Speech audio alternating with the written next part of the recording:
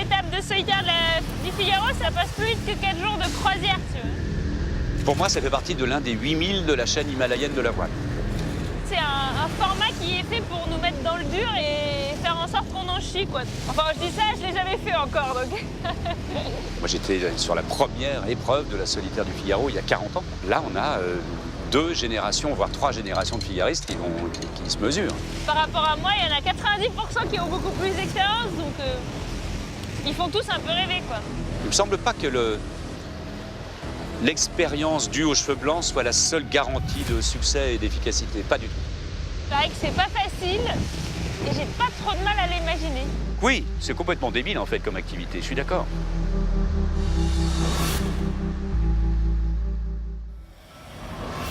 C'est du solitaire. C'est un ensemble en général de 4 étapes qui durent 3 jours et 3 nuits. C'est une sorte de marathon mené à une allure de sprint sur des petits monocoques parce que le but du jeu, c'est de comparer les marins et pas le matériel.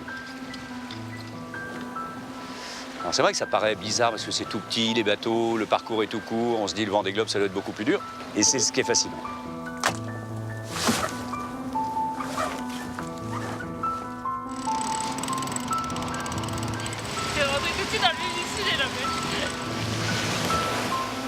Comme tous les bateaux sont pareils, parfois il arrive des étapes où les 50 bateaux vont arriver en un quart d'heure d'intervalle.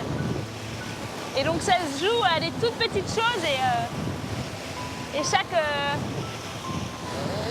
mini différence qu'on peut faire sur ces réglages et tout a énormément d'importance. Donc en fait on devient vite fou parce qu'il ne faut rien laisser au hasard.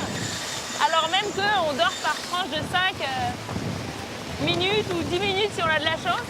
Mais à chaque fois qu'on dort, on va perdre du temps. C'est sûr. La sanction est irrémédiable. Donc, en général, on ne dort pas. Et on dit souvent que le Figaro, c'est que le veilleur gagne.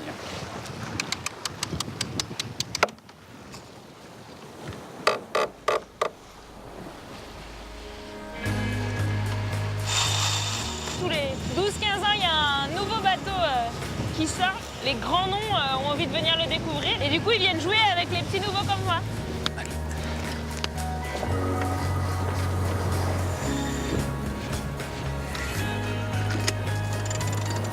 Pour moi, ne serait-ce que de ne pas être ridicule à côté d'eux, ça va être ça l'objectif. Hein. C'est un peu bizarre de dire ça, mais Théron qui me dépasse, c'est pas possible. Hein. Non, mais l'avantage, c'est que moi, j'ai pas la honte s'il me dépasse, alors que lui, si Clarisse le dépasse, c'est grave la honte. C'est lui qui va être énervé. Fort heureusement pour moi, j'ai pas de problème particulier avec ça. Tu vois, mais vraiment pas. Mais je me souviens que j'étais exactement dans la même position en 80. En 80, j'ai 20 ans. Et il y avait un monsieur qui venait de gagner la route du Rhum pour la première fois, la première édition, qui s'appelle Mike Birch, qui faisait le Figaro sur le même bateau que moi. Donc évidemment, quand tu as 20 piges et que tu as Mike Birch sur le même bateau qui vient de gagner la route du Rhum, c'est la référence. Et ma motivation, c'était évidemment d'arriver avant Mike Birch. Et ce que j'ai fait d'ailleurs.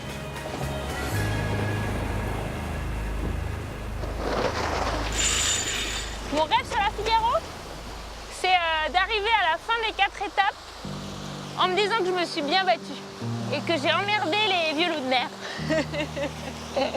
Je me suis promis, je crois à peu près 100 fois par transat de plus jamais en refaire. Et sur les Figaro un peu moins, mais je sais qu'il y a des petits matins gelés, congelés, avant-dernier, où je vais me dire, mais qu'est-ce que je fous là?